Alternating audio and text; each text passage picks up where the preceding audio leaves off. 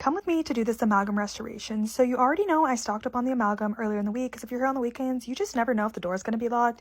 And don't even get me started on this Tafelmeyer. Yes, it's placed incorrectly. Yes, I placed it outside the mouth. And no, I'm not going to fix it. So here I am trying to shake my amalgam in this ancient amalgam shaker. And what a surprise, it didn't work. So I ended up having to find another one. Dental school is honestly really about trial and error, and that's something I learned very early on. So here I am at my second one, and yes, this one did work, thankfully, because if it didn't, then I wasn't going to be able to do this restoration. And the other great thing about this amalgam is it's also ancient, probably created before I was even born, so it just has horrible working time. So here I am trying to rush and get this amalgam into the carriers so that I'm able to place it in the mouth. I'm making sure to use the small end because I am working on a premolar.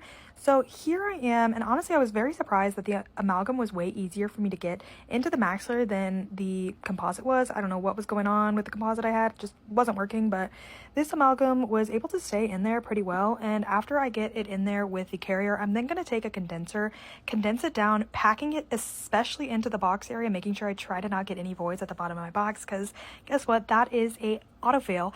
So after placing that first round of amalgam, I'm actually going to go in a couple more times and add more, then condense, add more, and condense until I have it compact and I have a little bit of extra on the occlusal surface. And this is what it looks like before I've done any of the carving of the anatomy or removed the excess amalgam. So you can definitely see that I've overfilled it. I have a lot of overhang on the side, but the great thing with amalgam is you can easily just carve that off because it isn't fully set yet. So like I said before, it is a race against time. So this is kind of what it looks like after I've done all my carving and before I've taken out the matrix band, which honestly is the worst part. You have to be super careful removing this matrix band. I actually let the amalgam almost fully sit before I did this, but on the actual practical, I wouldn't be able to do that.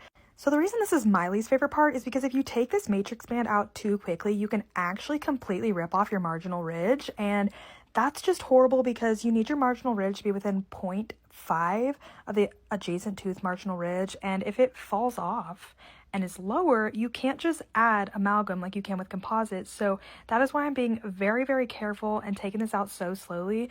I've learned to kind of slide it out versus kind of pulling it out occlusally.